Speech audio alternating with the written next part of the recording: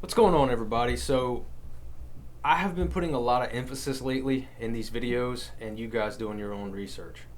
I'm going to show you a couple of things today, but for the most part, when I say things, I want you to go look them up. I had one guy comment on one of the past videos that I put out about the glaciers on top of Mount St. Helens. He had no idea they were there. Yeah, Crater Glacier, but that's not the only one. There's other ones there.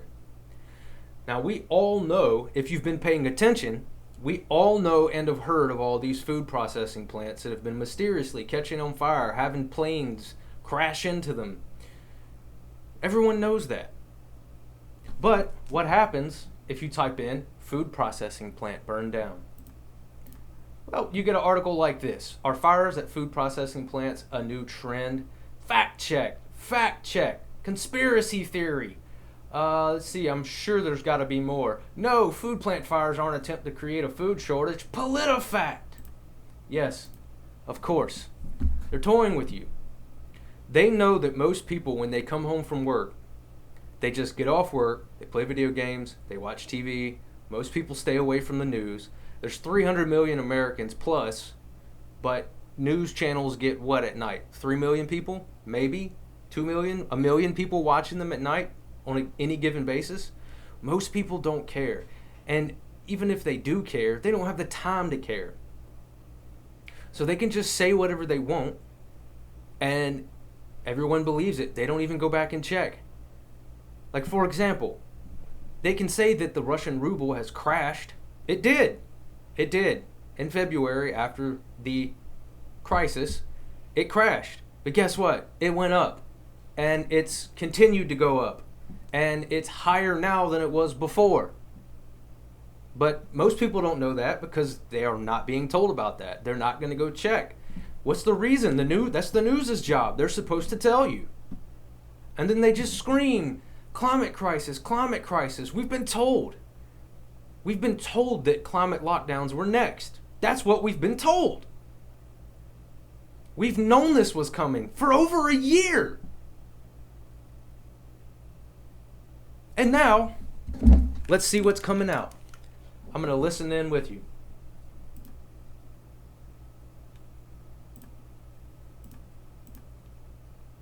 But is expensive, because in these peak demands, the expensive gas comes into the market. So what we have to do is flatten the curve and avoid the peak demands. We will propose a mandatory target for reducing electricity use at peak hours, and we will work very closely with the member states to achieve this. And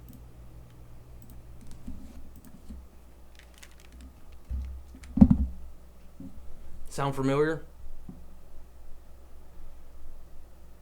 I would say that I'm surprised, but I'm not. They told us that they were going to do this. Project Veritas caught undercover called a guy that worked at CNN saying that this was exactly what they were going to do next, and now they are doing it. Those temperatures that you see out there in California, some of them are in the hundreds. This is not the first time that's ever happened. It's not. I follow the weather very closely. This isn't the first time that's ever happened, and yet blackouts, rolling blackouts. They're cutting off power to airports in Texas. That's not normal. But they're trying to condition you to get you used to not having power, not having electricity. We got to flatten that curve, baby. We got an energy crisis. And then, of course, after winter's all over and we've been through it, they're going to act like this never happened. It was never a problem. We're just going to move on. No one's going to talk about it. You just won't see it anymore. When's the last time you've seen a ton, not a couple, a ton of people walking around in a mask? No one ever even talks about it anymore. And they just come out and say this is a problem. Now, has the gas supply to Europe been cut off? Yes, it has. Yeah, it has. Could it might have been their fault a little bit? Did they pull the trigger on sanctions? Could they have not have done that? Now, I'm not saying the conflict that's going on shouldn't be happening. It shouldn't. I don't like war. Only person I've ever voted for was Ron Paul. But this is clearly self-imposed. And then they're going to pivot this to say, oh, well, we have to continue We have to continue doing this. Even though the crisis is over, even though we can get our supply back, we have to keep doing this for the climate. Okay. All right, fine. Let's keep doing it for the climate. I have been studying this for so long, it boggles my mind that people don't even know about this. Okay?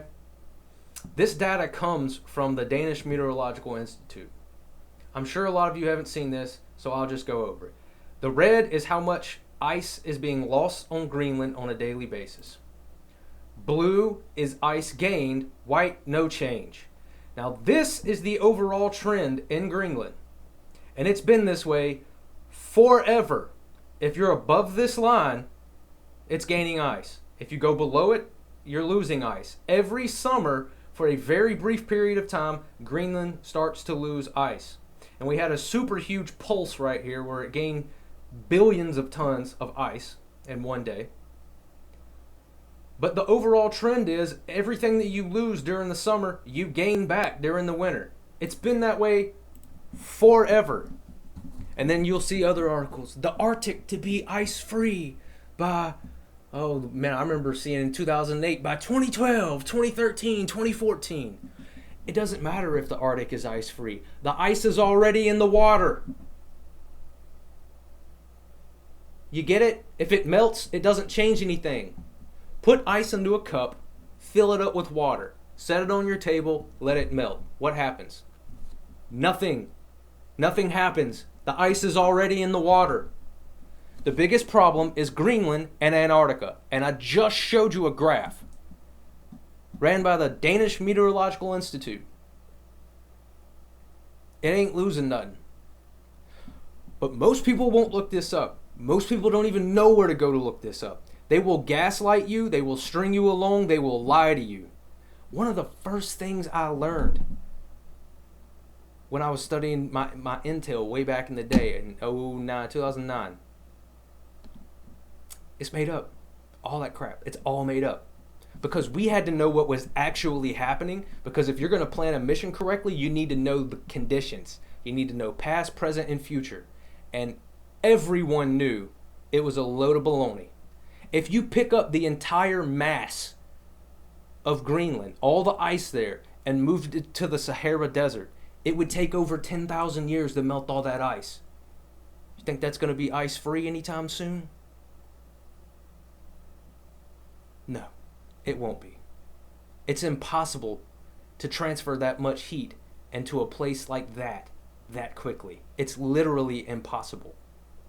And then you got to account for freshwater runoff, and then it starts to green the desert, and then it starts to grow trees, and then you get cloud cover, and then you get rain, and then rivers start forming off of it. There's so many things you got to take into account. Do you really honestly think you can melt that much ice in 10 years? If you took all of Greenland's ice, moved it to the Sahara Desert, stopped the Earth from spinning so the sun would shine on it at 12 o'clock all the way around the clock, and then painted the son of a bitch black, it would still take 50 years to melt it. That's what we're talking about. And if you don't believe me, run the numbers. You can find the equations for all this online. We are being gaslit. They are trying to make this an everyday phenomenon. So we learn to just accept being uncomfortable. Most importantly, to them, being told what to do. Do your own research. Believe and trust whoever you will. I love each and every one of you. I'll see you in the next video.